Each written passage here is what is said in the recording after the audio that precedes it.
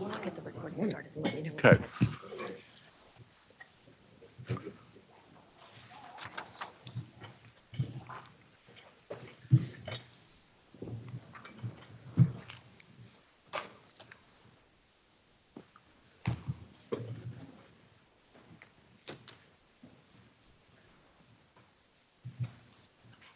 All right, and a hush falls over the crowd. Welcome back, everyone, to day 2. We're going to kick off today with reports from the Merit Review Commission, and then we'll have an open meeting of awards and facilities with a board discussion on the context of the Antarctic support contract request for proposals. After that public A&F meeting concludes, the remainder of the board meeting will be in closed session, and that will include an A&F committee report where we'll discuss the ASTRO 2020 decadal recommendations, vote on a proposed resolution, and we'll also talk about the National Solar Observatory Operations and Management Award.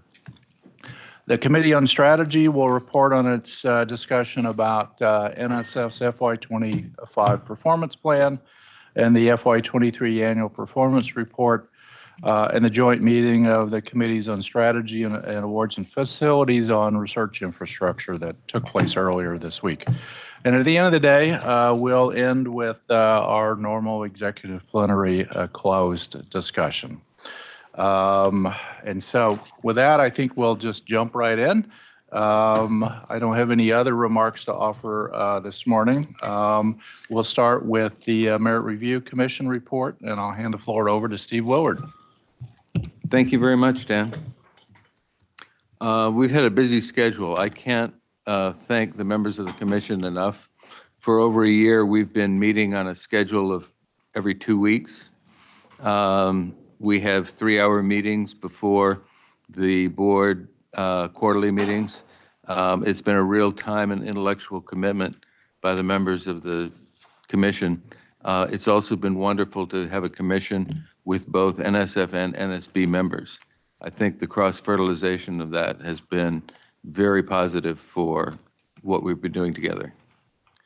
As a reminder, the commission has been charged by the board to assess the efficacy of the current merit review policy and associated criteria and processes at supporting NSF's mission to create new knowledge, fully empowered diverse talent to participate in STEM and benefit society by translating knowledge into solutions. With the goal of delivering preliminary policy recommendations and implementation and accountability suggestions to the board by May 2024, which is just our next meeting, the commission has made great progress. We are currently working through step 3 of our commission work plan, which consists of research and stakeholder consultation, accomplished through literature reviews, listening sessions, commission meetings, and step 4 of our commission work plan, which consists of information analysis to identify policy issues and opportunities. Since our last report to the board in November, the commission has continued to gather information to surface potential policy recommendations and implementation and accountability suggestions. During our December 13th open meeting, we welcomed and heard from several program directors, deputy division directors, office heads, and directorate leaders to discuss opportunities and issues relating to broadening participation and DEIA within the merit review processes and policies. On January 18th and 29th, we reviewed and prioritized potential policy recommendations and implementation and accountability suggestions. These exercises form the basis for our closed meeting on Tuesday, which I will share during our closed report out. Looking ahead, we expect to share our preliminary recommendations and suggestions with the board next time for what I anticipate will be a productive discussion before we seek feedback from other critical stakeholders.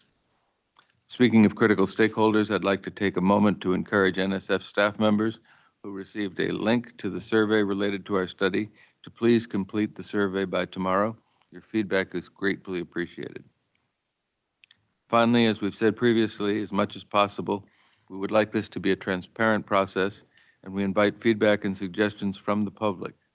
Please reach out with questions or comments via email at meritreviewcommission@nsf.gov.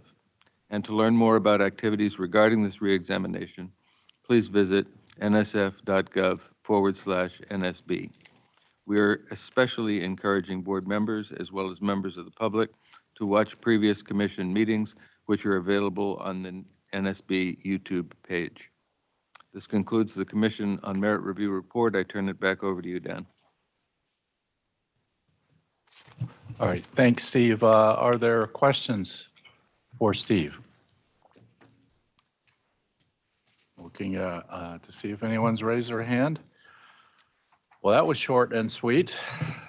Mr. Chair, I just want to Yes. acknowledge the real partnership between NSF and NSB on this, and I really appreciate the MRS Commission for including NSF in all of the deliberations and getting the inputs. We really appreciate that kind of a partnership. So to both you and the Vice Chair, Wonder Board, I mean, thank you so much. And thank you for, this has been a big time commitment. So you've given us some of your key people. Thank you very much, particularly for their time. Maureen, did you have a? Yeah, I did have a question. First, I want to thank Stephen, the committee, and all of its members for this really important and sort of critical review of the gold standard for scientific proposals. I wanted to get a sense from you, if possible. I realize you're anticipating releasing the recommendations next meeting, but can you give us a sense for, is this going to be minor revisions, major revisions? What is the scope of the considerations under, or of the changes under consideration? Just so we can be emotionally prepared. Sure. Well, it is a work in progress because this is a report out. My beloved time with NSB will end, and so I'm glad to have the opportunity in May to bring forth the thoughts of our colleagues. It is work that will continue, and the final report will probably be around the end of the year. So it's a work in progress. But right now, I think we have found, after a year's work, that our process really is the gold standard. We've looked at the way other people do review, and I think what has been developed here is truly exceptional. We have come to the view, we considered having a number of pillars beyond intellectual merit and broader impact, broader participation, a variety of things.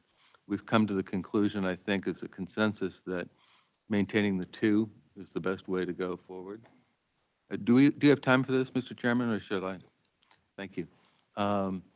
We might consider changing the name from broader impacts to societal benefits, just for clarity. We've talked about a subscore with regard to broader impacts from panel reviews so that we can have an understanding of where broader impacts is evaluated at the panel basis, and talked about their role within the portfolio. And we've talked about suggestions we might have with regard to reporting. We don't have the data that the NSF deserves with regard to how programs actually operate. There's no report at the end that really talks about what were my goals, how did I achieve them, and why. And again, this is not something for us, it's for us to talk about the policy and to identify to our colleagues at NSF that there is a mutually believed need for this kind of information and give our thoughts on it. But these will come in the form of suggestions which will be taken by the NSF and implemented swimmingly as they do these sorts of things. So that's sort of an overview of where we're coming down. Thank you. I think that gives the board a sense for your thinking process and what we can anticipate in May. Are there any other questions or comments? Well, let me add my thanks to those of Punch. This is a long and sometimes arduous process, and it's been over a decade since the merit review criteria were examined, and the world is very different than it was a decade ago. So thanks to both Steve, you and Wanda for leading this process, and everyone else who's been involved as well. Look forward to the outcome from that. All right. we will move on to the open committee meeting of awards and facilities. We're a little bit ahead of schedule, but I'm confident that won't last based on history. That's okay. And so, Aaron, I'll hand the floor to you to begin discussion about the Antarctic support contract. Okay, I think I need to wait just 1 second to switch over the, Yes. Okay, you can start. okay, I can start. Good morning, everybody. I'm Aaron Dominguez, Chair of the Awards and Facilities Committee. Welcome to this open session of the committee. And the members of the committee, just to remind you, are the Vice Chair of the committee is Julia Phillips. Other members are Vicki Chandler, Matt Malkin, Scott Stanley, Kevon Stousen, Alan Stern, and Merlin Theodore. And today, the NSF is going to provide an update on the Antarctic Engineering and Science Support Contract acquisition. And members will have a chance to hear about the NSF's strategy and plans for this future contract. And I'll now turn it over to Patrick Breen, the Director of the Division of Acquisition and Cooperative Support. Patrick.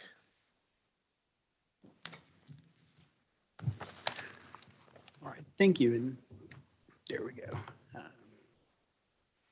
See if is the presentation going to come up on? There we go. All right. So good morning. I am Patrick Breen. I'm the Division Director for the acquisition of the Division of Acquisition and Cooperative Support. I'm also NSF's Senior Procurement Executive. So thank you for the opportunity to speak with you this morning about the future Antarctic Science and Engineering Support Contract. And thank you for the questions you provided in advance that form the basis of this presentation. Today, I'll be giving you an update relative to the discussion we had last fall. I'd like to start by quickly recapping activities that NSF has conducted to date, followed by the answers to the questions you provided. What I will be going over with you today are the details that are allowed to be shared at this point in the acquisition process. The Federal Acquisition Regulation, or FAR, provides a structured framework for the disclosure of information and the timing of those disclosures. Please understand that as we are actively conducting acquisition planning, we must comply with that framework. Additional information will be available for review and comment by all interested parties when NSF releases a draft solicitation next month, and I will ensure that you are aware of the release of that draft. As we've discussed in previous sessions, the overall strategic goals for the Antarctic Science and Engineering Support Contract are an award to a partner that will enable a world-class Antarctic science program with seamless integration between operations and research. The award of a contract that supports innovation that will keep the U.S. Antarctic program at the cutting edge of working in Antarctica. The selection of a contractor that has world-class expertise in information technology, operations, and logistics to support the USAP's complex mission. The selection of a contractor with a successful track record of project delivery.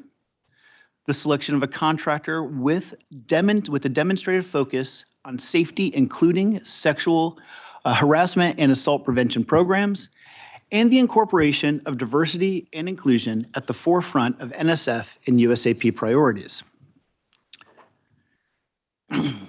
In February of 2021, NSF hosted a virtual industry day for interested parties as we initiated the acquisition process.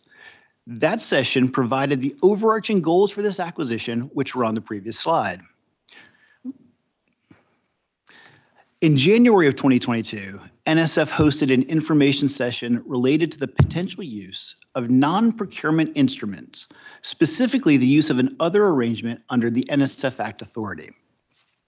That was followed by a request for information, or RFI, issued in March of 2023 related to the use of those potential non-procurement instruments and requesting feedback from interested parties. In May of 2023, NSF issued a special notice to inform all parties of the instrument type determination, which we'll talk about on the next slide.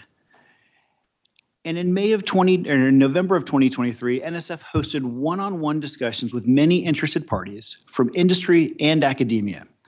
We also issued a request for information. The RFI sought feedback on the contract type that we should use, the award structure, and the period of performance to be included in any resulting solicitation. It also requested comments on a draft statement of work that we posted with the document. These activities provided significant feedback to the acquisition team for consideration as they work to finalize the draft solicitation document we're looking to release next month.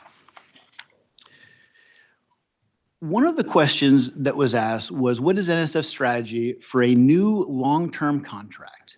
And if there were different initiatives or additional projects than in prior contracts to implement the agency's strategic goals. So NSF is in the process of completing acquisition planning and drafting that solicitation document that I mentioned. As such, we're continuing our outreach efforts to gather feedback from all interested parties as we work to finalize what's in that document, and we are considering all the information that's been provided to us. To date, the feedback we received from industry, academic institutions, and others made it clear that they were not supportive of the use of another arrangement. Rather, it was made clear that a procurement based in the federal acquisition regulation would be the best path forward and would ensure robust participation in the solicitation process. NSF informed all parties of this decision with the May 2023 instrument type determination. In addition to the use of a FAR-based procurement, NSF is considering the following for this acquisition. An advisory two-step process. Step 1 will focus on qualifications and past performance to allow NSF to provide an initial evaluation to interested parties. Step 2 will include the submission of full proposals, including cost information and a site visit.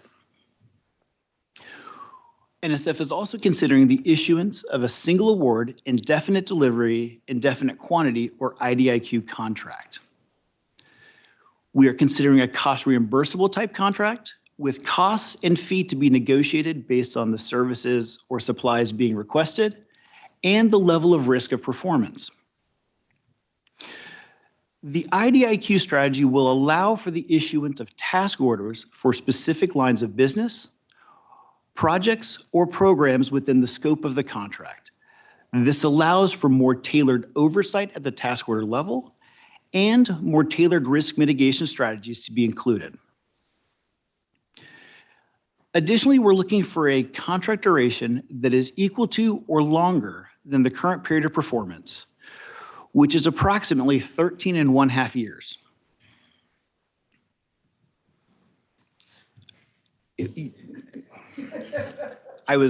Yes.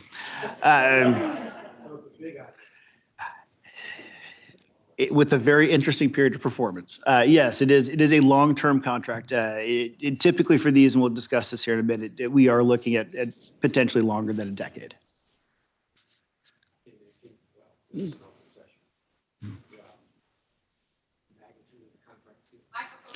Vic, can you use your mic? Magnitude of the contract ceiling? So I'm talking about contract ceiling next. We don't have a current value. We are asking for feedback, and I can tell you about the considerations we're using to determine what that should be. But we don't have a firm number yet that we've put out publicly. Current contract is a CA? No. The current contract is a single award requirements contract, meaning we have just the one source, and it's approximately $2 billion. Yeah, but it's not an IDIQ. No, it's not. It's a requirements contract, a different type of contract. Yep. Why is it so long? I can answer that question. I do have a whole slide on period. So I do have a whole slide on the considerations we use to determine the period of performance. So if you'll give me just 1 second to get to that, because I know that was one of the questions you all asked, and we do have an answer for that. Yeah, Patrick, why don't you proceed and we'll ask. I think we've got lots of questions. Thank you. And I have answers to them. I'm not sure if we all like the answers, but we have answers. So the future milestones, let's talk about this for a second. So we have created an Antarctic Engineering and Science Support Contract Resource Library on the nsf.gov website. It contains a number of pieces of information that might be of interest to individuals out there. It does include these dates, These are publicly, they were publicly released from here, but they've been up on our resource library for a while now. It also includes contact information for the acquisition team and other pieces of information that might be of interest to folks looking at potentially bidding on the solicitation. The next planned activity we have is the release of a draft request for proposal. And that's scheduled to go out by the end of the second quarter of fiscal year 2024, which is next month. The purpose of that release will be to provide as complete a draft as possible for interested parties to review and comment on. It will include the statement of work, the period of performance, evaluation criteria, proposal instructions, the contract ceiling, as well as the rest of the information that would go into a solicitation document. As I've mentioned previously, I will ensure that you are all made aware of when that release is put out publicly. That will allow us to have some further conversations as that information is all made public. It protects all of us that way. After that, we're looking at the release of the solicitation, the request for proposal in the third quarter of fiscal year 2024, and then limited extent site visits in the first quarter of fiscal year 2025. So let's talk about contract ceiling. So as we've been asked here, but also as you asked in your questions, how are we going to ensure that the contract's ceiling is strategically appropriate for the agency as a whole? So as part of the process, the Division of Acquisition and Cooperative Support and the Office of Polar Programs are working to establish that ceiling to ensure that it's reasonable, supportable, and capable of meeting mission needs for the duration of any contract award. We'll include that ceiling, as I mentioned, in the draft request for proposal to ensure that we receive feedback to determine whether or not it's validated by those interested in bidding on the solicitation, or if we need to adjust the value based on consideration of the input that we receive at that point. So some of the considerations we use when determining the contract ceiling include the independent government cost estimate. So this is the required part of acquisition planning. It's the government's estimate of how much it would cost a contractor to successfully perform the work planned under the contract. We also look at our current and historical contract costs. We conduct market research to identify potential vendors, identify labor costs, and the cost of supplies. We also seek to identify all cost drivers, and those include certification standards, geography, seasonality, labor supply, and any other factors that we believe might impact costs under any resulting contract. We also seek to identify all of our known, current, and future needs, so that we can include them in the resulting scope, and then also include an amount for that within the contract ceiling. And just like with any other major facilities award we have here, there is always how we build in for those unknown activities, and we'll take some escalation factors into account, and again, looking at some of our historical data to figure that out. Under the resulting IDIQ approach we're considering, the cumulative value of all task orders will not exceed the contract ceiling. So this is not an answer to the specific value. The specific value is determined based on the period of performance, what we're thinking costs have escalated since the current contract period, but also what are we willing to put in scope of that contract. And that's still up for discussion within NSF and with all interested parties on what should be in and out of any resulting contract document. So there's still some work to be done there, but we will have that have an initial value ready for release here in the next month. So I want to talk about contract termination real quick, because this has come up a number of times in several of my discussions with you all.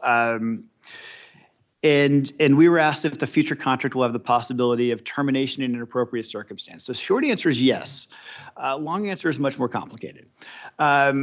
All FAR-based contracts do include contract termination provisions. Since this will be a FAR-based award, we'll have provisions both for the termination for cause. Those are things that would be potentially a breach of the contract, or things that are the direct fault of the contractor inhibiting performance. We also have termination for the convenience of the government. That allows us to terminate a requirement because it's in our best interest to do so. I'd like to note, however, though, that termination is not an unfettered right.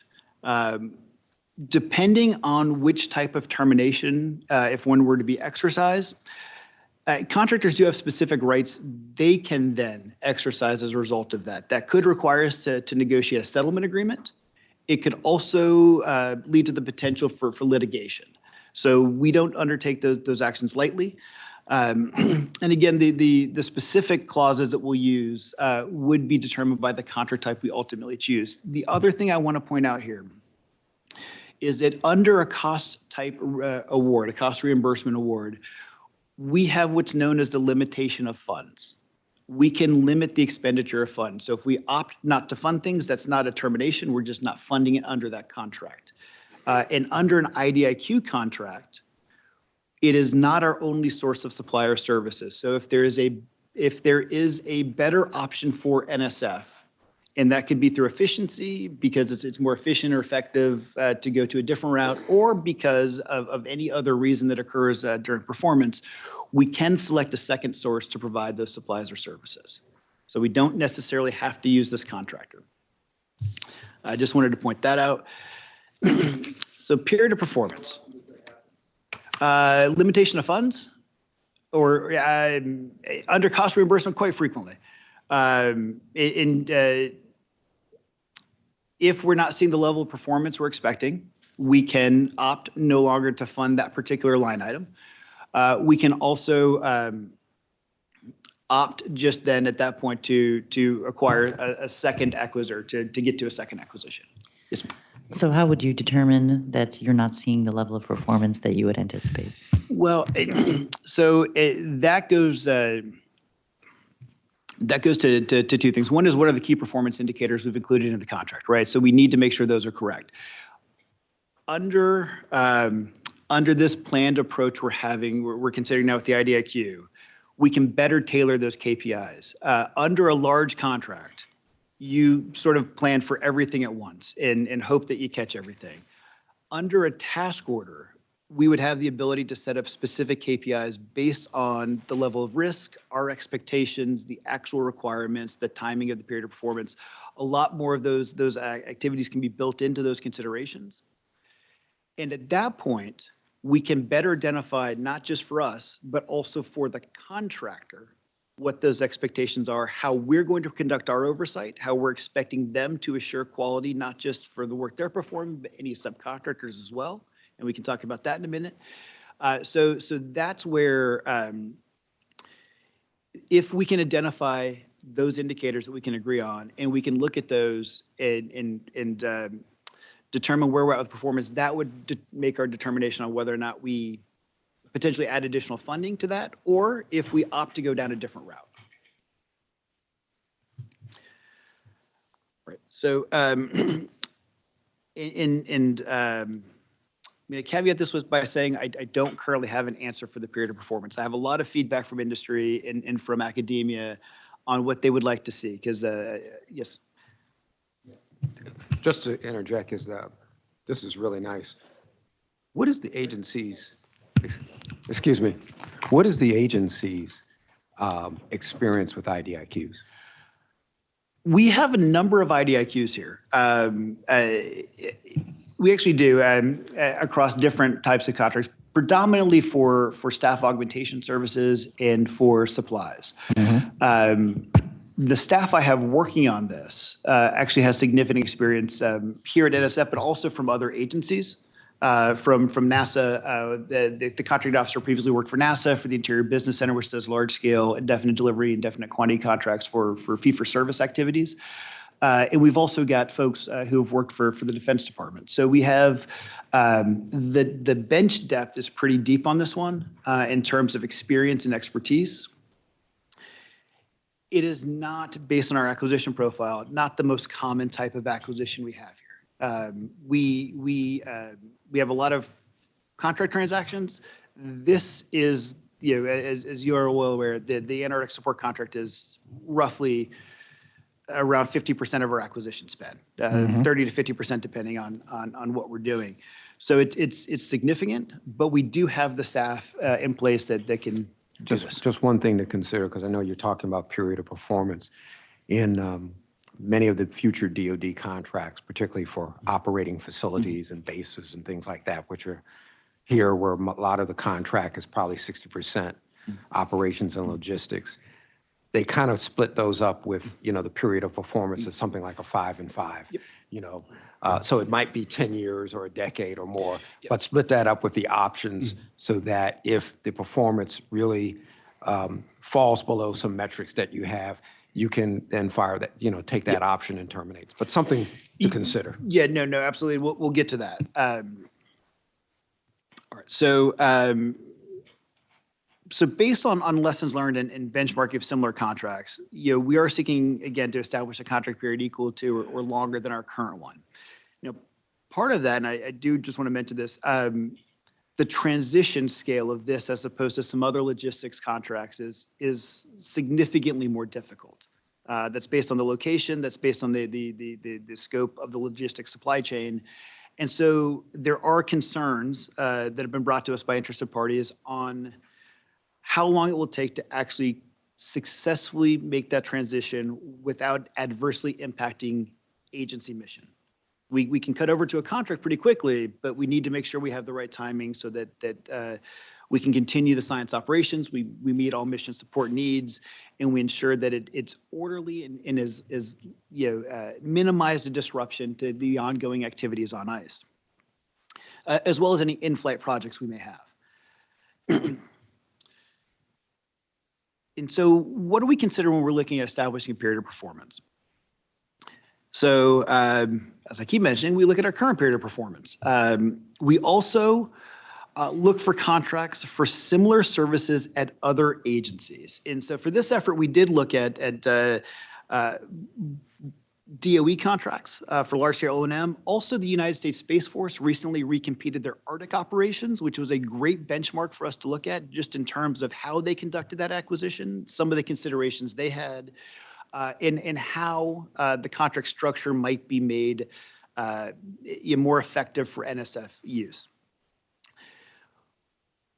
We also have received significant input from interested parties through our outreach efforts, and we have specifically requested from them information that would support their position. So as we were talking with these entities that came in and spoke with us, if they have awards or contracts at other agencies and they like what they see there, could they explain what that is? What are the benefits? How do they arrive at those decisions? So that we could have some good benchmarks as we establish what's best for NSF.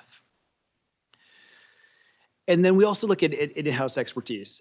Who here has managed the participation, who has participated in the award management of large-scale operations and logistic contracts or similar agreements? Because our cooperative agreements are large-scale O&M contracts, at least the ones we do in DAX. And there's lots of lessons we learned we have there as well. And that's, to your point, the 5 and 5. Is that adequate for this? Is there something else we need to look at? How do we best incentivize performance?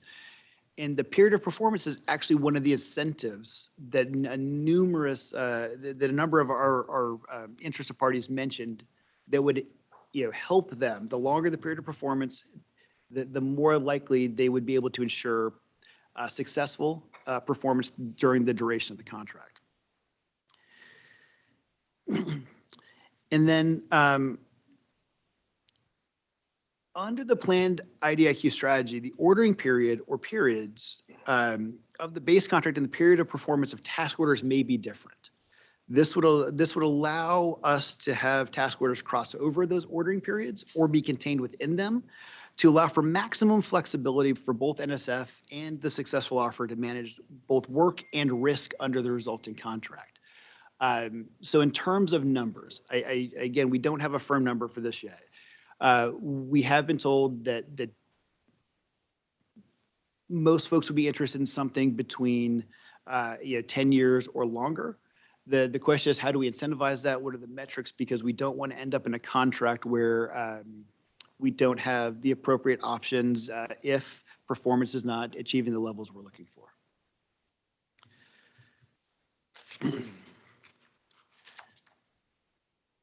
And then subcontracting, which has also been a topic that's come up a few times as I've spoken with you all.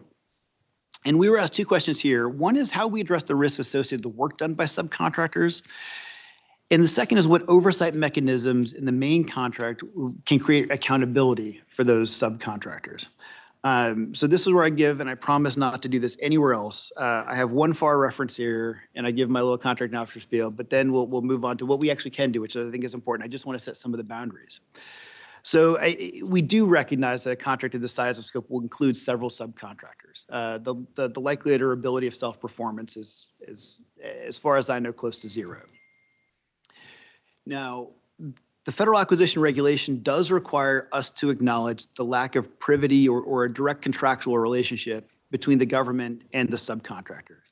And it states that we can't take any action that would be inconsistent with those subcontracts or alter them unless it is done in writing by the contracting officer to the prime contractor. Additionally, there's a contract law does prohibit us from dealing directly with the subcontractors. So those are the limitations.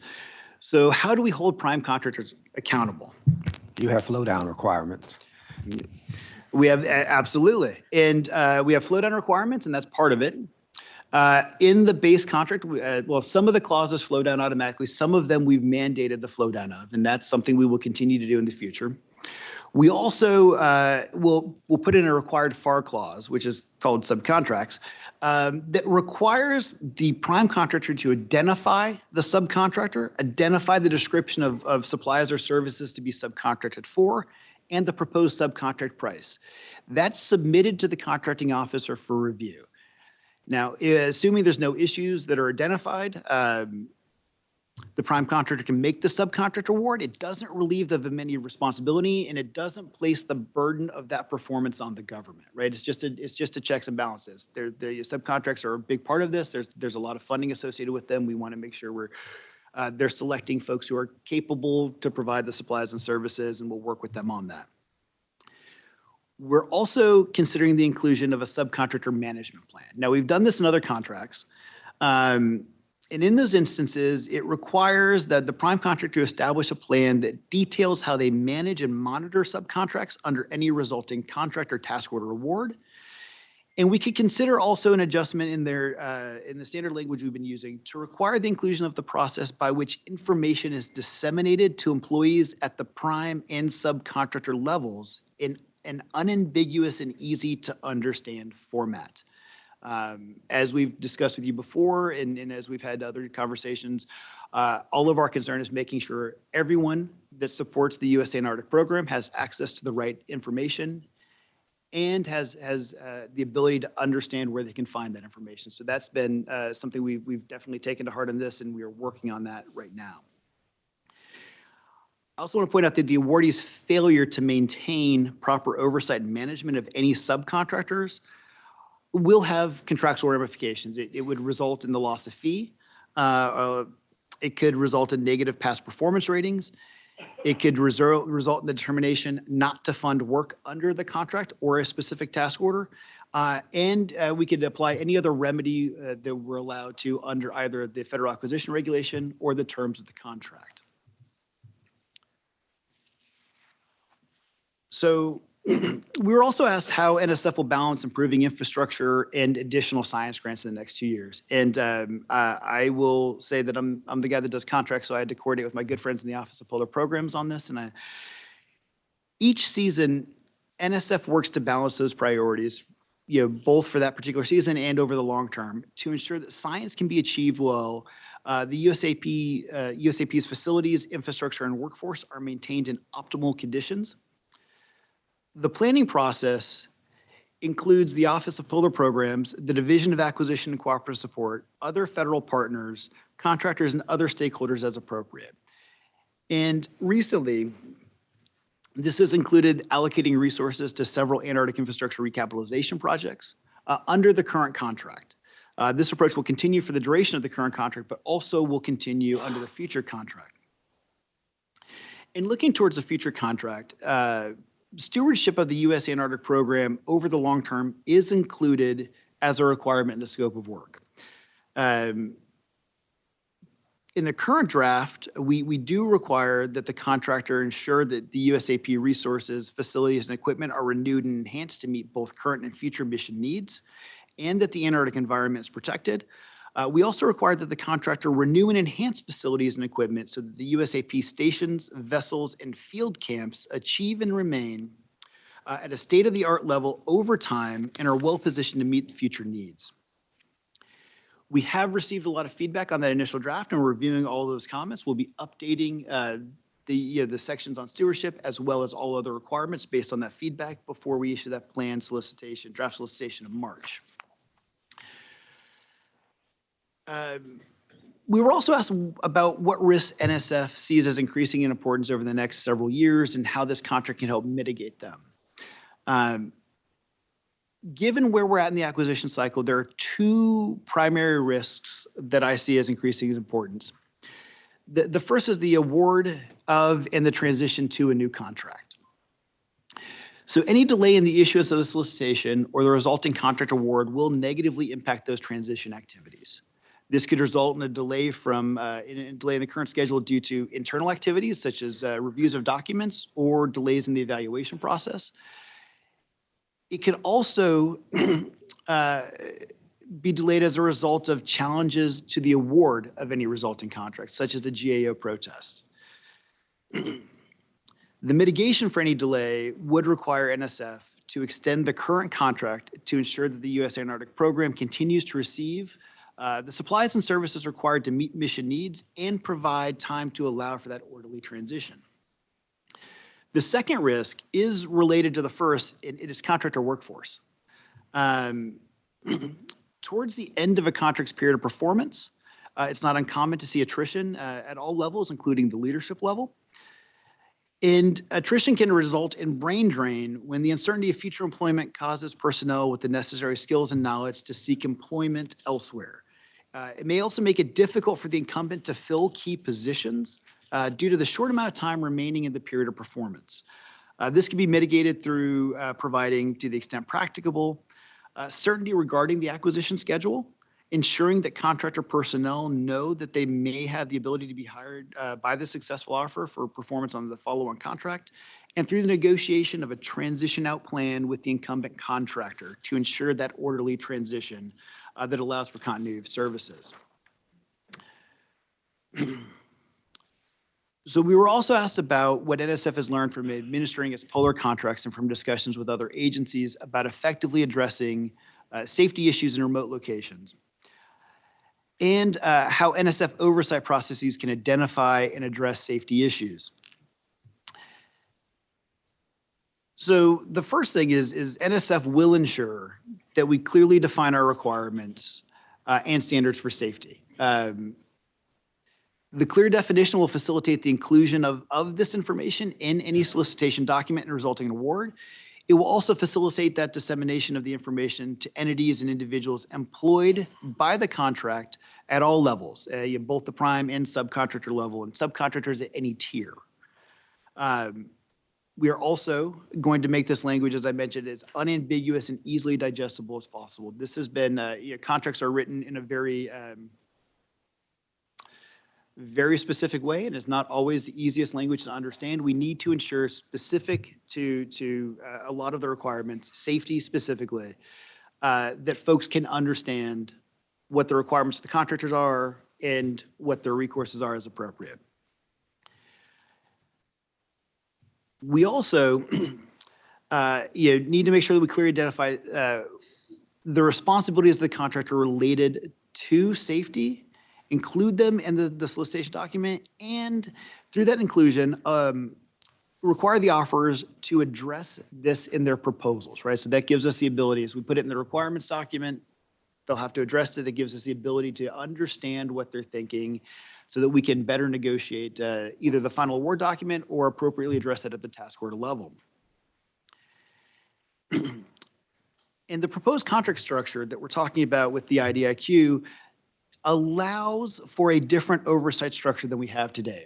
Today we have the base contract, and all oversights based on the base contract. This would allow us and the successful offer, because this is a partnership, to better identify requirements and expectations at the task order level on safety-specific issues such as location, project programs, but also identify how each party will tailor their oversight activities. We have a significant responsibility to ensure oversight on the contract. The contractor also has a responsibility for oversight of its staff, its personnel, its subcontractors. So again, this is a partnership with them. We also need to be able to make sure that we can address with them at that more granular level how corrective actions will be planned and monitored. In contractor morale, and I know you've heard this in a couple other presentations, so I'll keep this part brief because I know you have no questions and we're going to go swimmingly. So we were asked about how we can work with the contractor on morale issues. And I want to make it, I'm going to sort of foot stop a point I know you've heard previously. We're not waiting for the future contract to do that. There are investments that NSF has made today that are ongoing. And I know you heard them yesterday from some folks as well. But just a quick recap, the club and recreation improvements, work center improvements, food and store improvements, and also dorm improvements. Most of the interested parties we've spoken to date have experience managing and operating facilities in remote locations, which is fantastic. And in those one-on-one discussions we've been having, employee morale was an item brought up by several of those interested parties. And it was brought up because of its potential impact on employee recruitment and retention, but also on the quality of work performed, right? Employees that are more satisfied with their job, work, and living conditions are much more productive. The contractor has a better ability to maintain a workforce that is highly productive. And so as we look to the future contract, we'll work with the successful offer and other stakeholders to track morale-related issues. And that could be the condition of facilities, it could be anything else. And work to determine what investments should be made and implemented and what the timing of those should be. So with that, I do thank you for your time, and I'm happy to address any other questions you might have. Thank you, Patrick. I'll start with one question, then open it up for the rest of the committee. So when we visited the ICE in December, one of the questions that came up over and over were the staff that were working there didn't understand the current contract. So how can we make the new contract comprehensible to the people who are working there? Because that really, that did come up very often, that they didn't understand their role in this. Right, and that's where the subcontractor management plan would come in handy. Part of what we need to do is define what the expectations are of making sure information flows down, because a big part of this is an information gap. If you talk to any prime contractor or any first tier sub, they know exactly what they're talking about. Most folks that work on a contract, especially a contract of this size and scope, probably have never seen the contract document, don't understand a whole lot of what's in there. So what is the information we need to have that flowed down to those individuals? What is the information that is most important? What posters do we need to have them post in break rooms? And if Antarctica is a different animal than many of our other locations, but if you've ever walked on a work site anywhere in the continental United States, you see all those lovely posters. Here's everything you need to do. Here's who you call. Those are the sorts of things we can work with our partner to mandate that they put up. Thank you. Vic? Yeah. Thank you, Aaron. Patrick, thank you for a great presentation. Appreciate it. On the last slide where you talked about contractor morale, and I was very delighted to hear that overall in the contract, you're working with a group of people who've worked with a lot of different contracts, ops and logistics, and particularly DOD. But focusing on DOD and the contractor morale, DOD across all of its bases, both domestic and international, have what they call MWR programs. You're probably familiar with that, about morale, wellness, and recreation programs. And you might want to talk with them as a requirement somehow as you start reviewing the contractors. Do they have experience with MWR programs? Because that's really important. And then I will just say in your final bullet there, above additional recreation staff, bowling alley. Yeah. Okay, that's extremely important in terms of building morale, wellness, and recreation.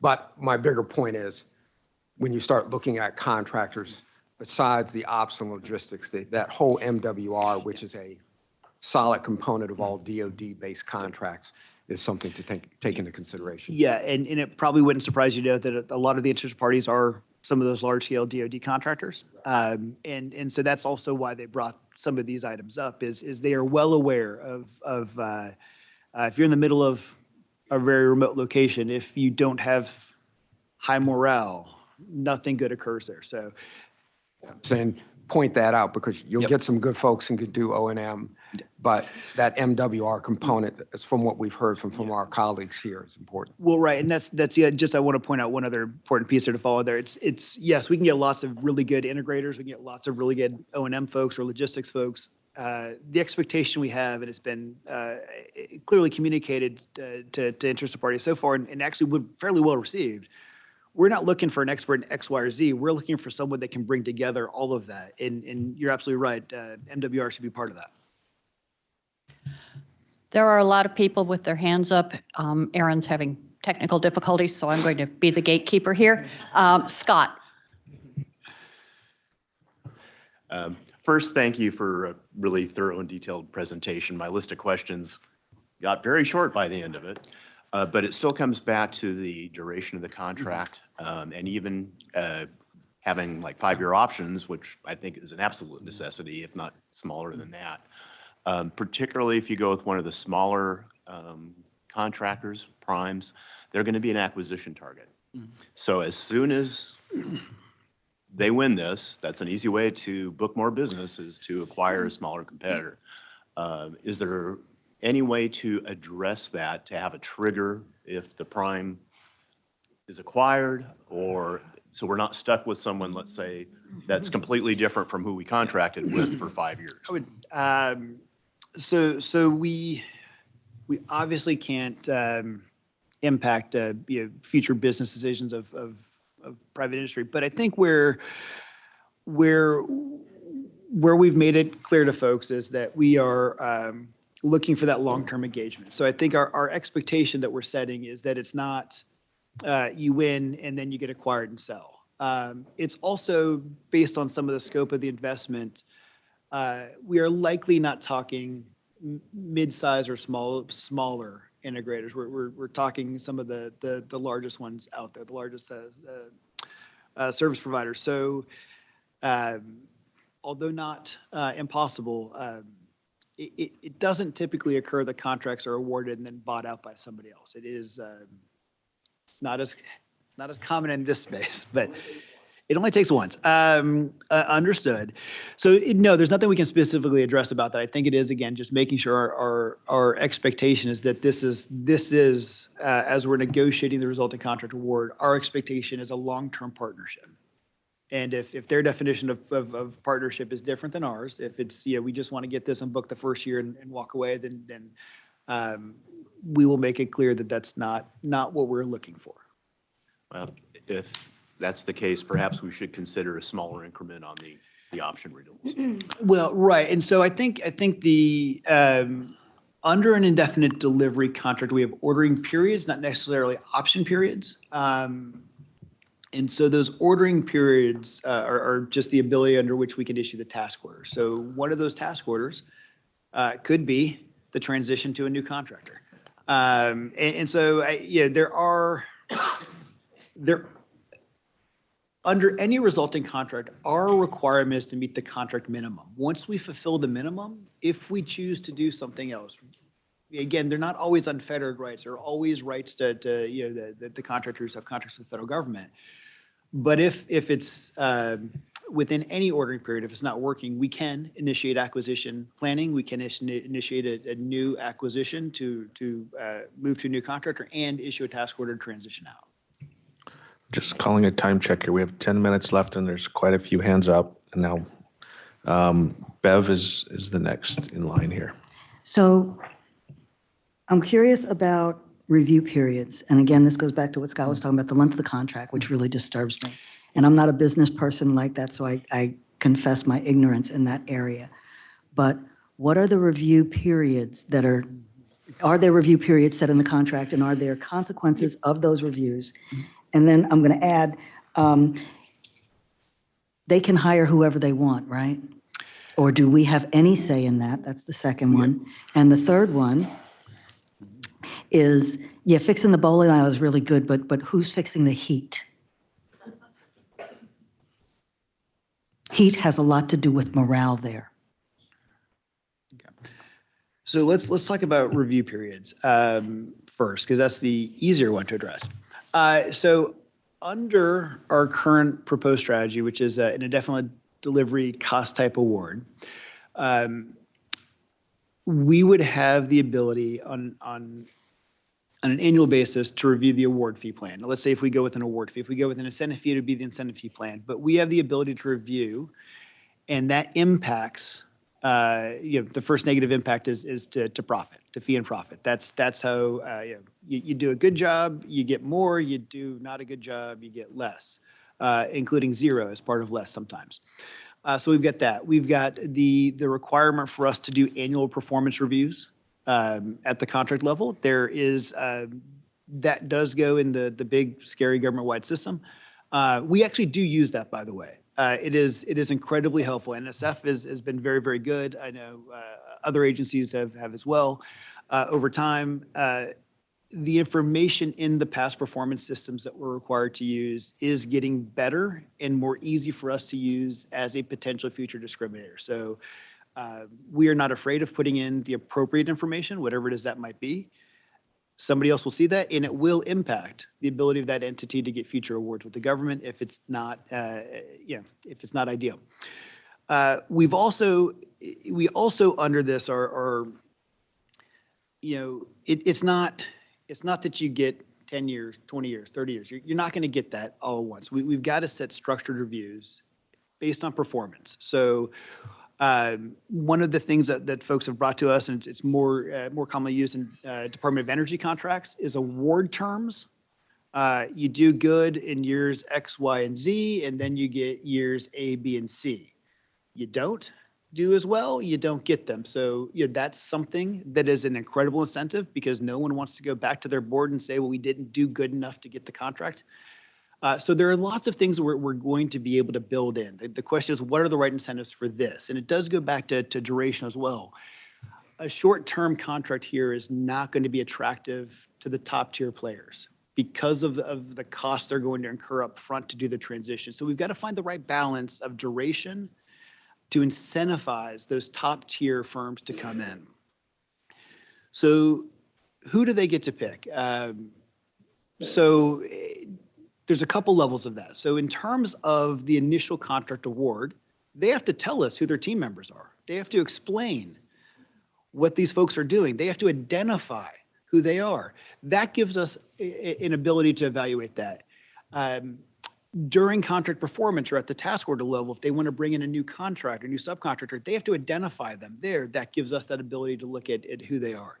Now, in terms of, as we go down the list, do we get to pick the employees they hired? No, but we do get to ensure that they comply with physical screening and other personnel security requirements to have access to the site. So that gives us an ability to do that as well.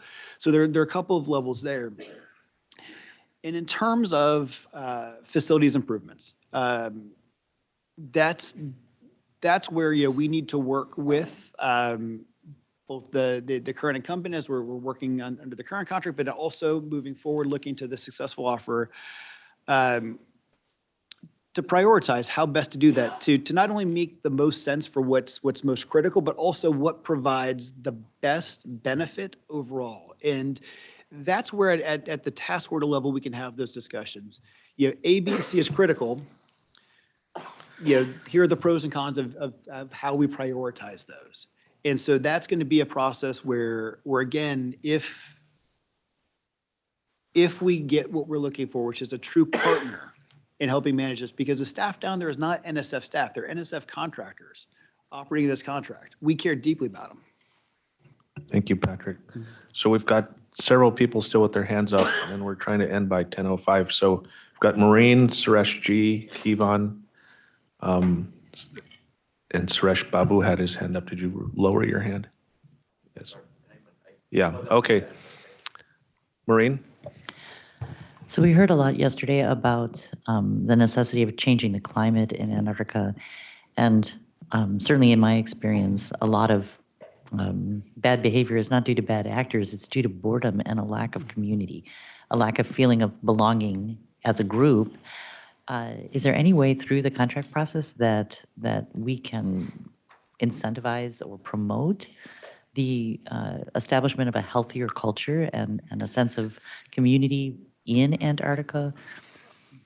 So I think the answer is yes. I think it also goes to some of what Vic mentioned with MWR programs, that needs to be a focus, right? Morale, welfare, recreation, those things need to be highlighted. I think given where we're at, given what folks know about the current environment, we are getting a lot of recognition that culture change is critical to success of anyone who operates down there. And that's not me inferring that. That was, I actually met with an interested party yesterday. That was the exact words they used. So there is that recognition out there from some of these major players that realize that their success or failure is tied just as much to making sure they do the tasks as it is to making sure they help change the culture.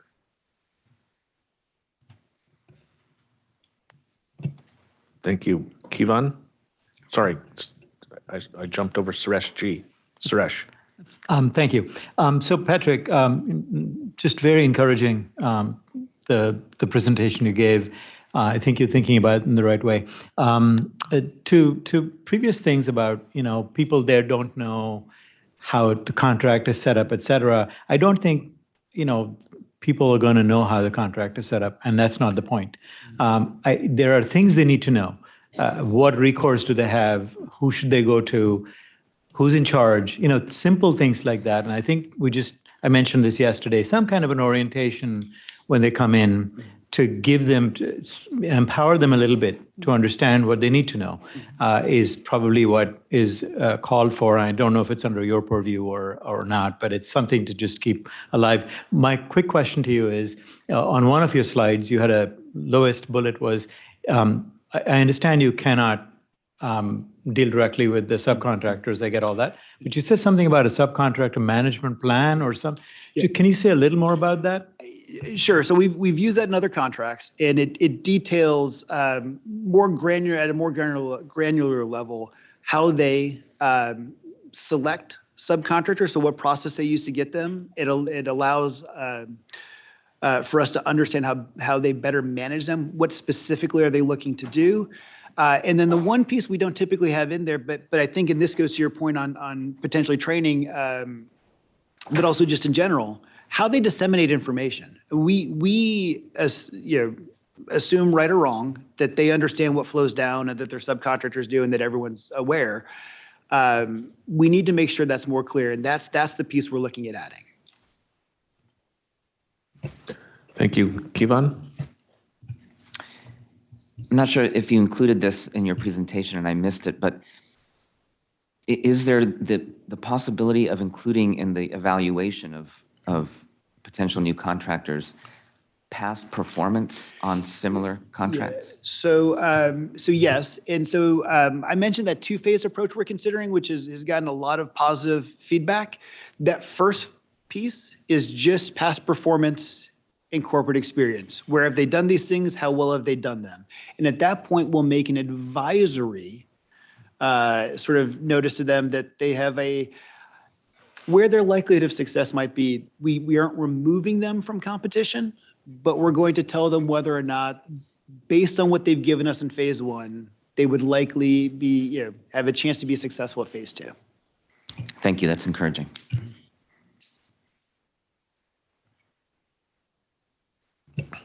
Any other questions from the board? Yes, Suresh B.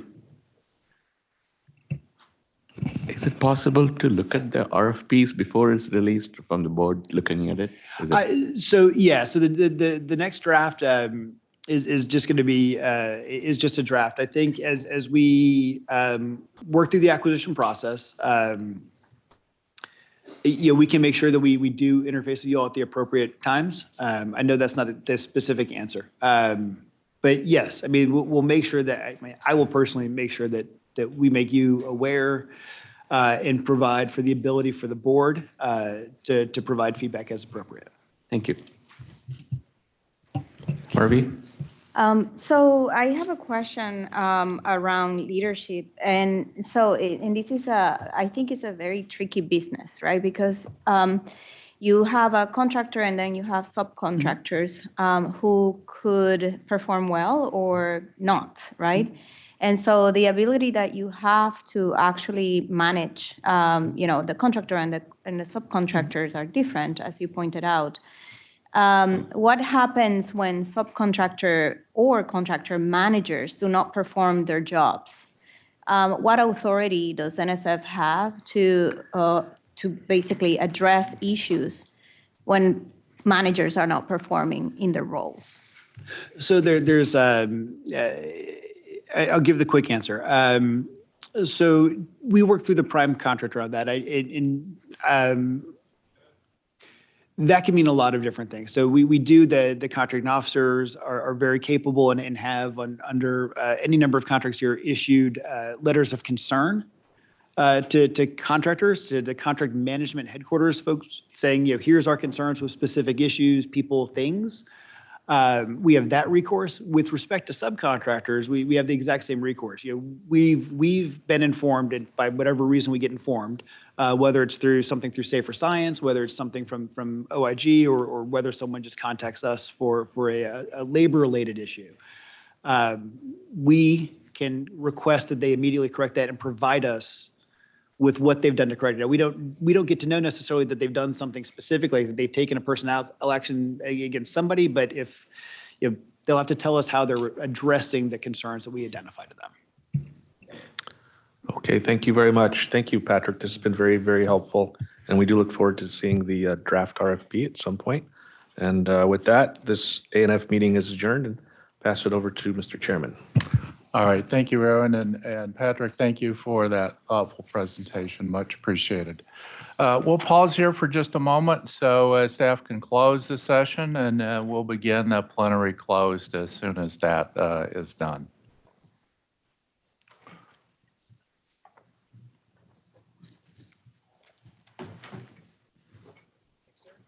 Good job. Just to reiterate, I'm happy to talk about any of this, and we can release information. More than happy to do that. I know. No, yeah, this was very good. Okay.